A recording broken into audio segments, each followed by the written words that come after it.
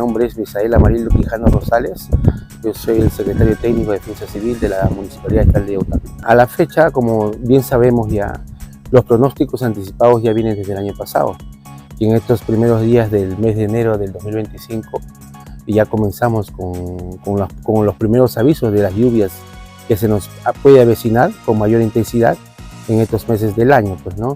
Hasta la fecha el reporte que se ha tenido, sin novedad, gracias a Dios todavía por el momento no tengo ni una novedad de riesgo, pues, ¿no?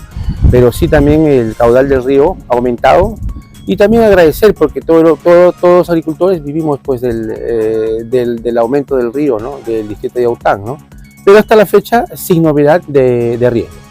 Por este medio pedir a la población prepararse, pues, ¿no? Prepararse porque ya es como una costumbre que vivimos año a año.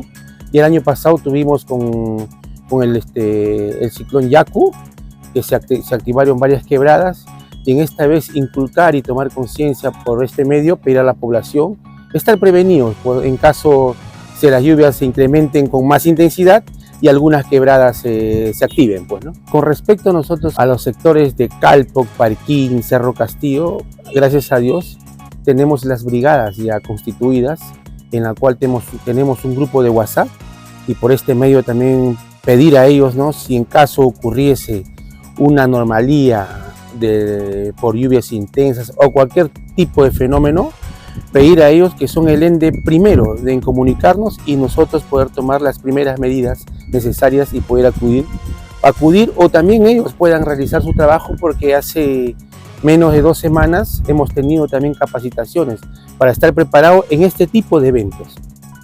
También inculcar más que todo a los transportistas locales que si se incrementan las lluvias intensas, conducir adecuadamente a una velocidad determinada, pues, ¿no? Para así prevenir cualquier tipo de desgracia que pudiéramos lamentar.